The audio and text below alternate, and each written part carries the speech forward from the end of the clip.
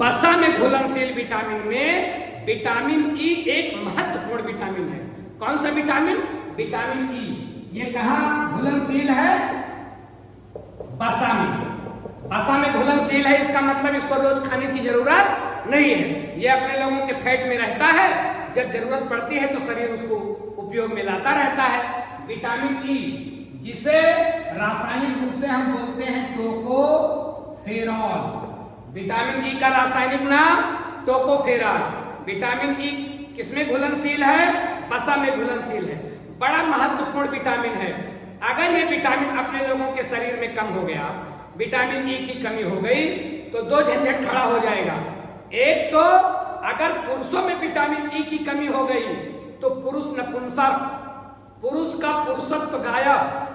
Vitamin E की कमी पुरुष में, पुरुष नपुंसक। अब विटामिन ई की कमी अगर महिलाओं में हो गई तो महिलाएं हो जाएंगी बांझ।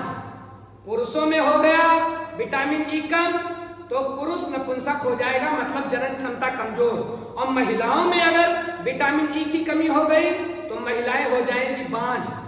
बांझपन का कारण है, तो मतलब उनमें भी जनन क्षमता खत्म। तो मुख्य रूप से विटामिन ई किसके लिए जिम्मेदार है? जनन क्षमता के लिए। किसके लिए जिम्मेदार है? जनन क्षमता के लिए। और ध्यान रखना, अगर विटामिन ई की अपने लोगों की बॉडी में कमी हो जाए ना, तो कोनो अंग काम कर बंद कर दे, पैरालिसिस हो जाएगा, अंग घात हो जाएगा, हाथ ऐसे लटका रहेगा, काम ही नहीं करेगा। तो किसी अंग विशेष में पैरालिसिस भी हो सकता है।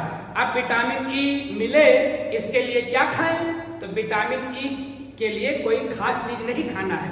जो भोज्य पदार्थ है, नंबर 1 का विटामिन ई पाया जाएगा तेल में। सूरजमुखी का तेल, अंकुरित अनाज, अंडा है, अंकुरित अनाज है, सूरजमुखी का तेल है, मांस है, हरी पत्तीदार सब्जियां हैं, इनमें विटामिन ई खूब पाया जाता है। तो ये सब चीजें खाइए और निरोग रहिए।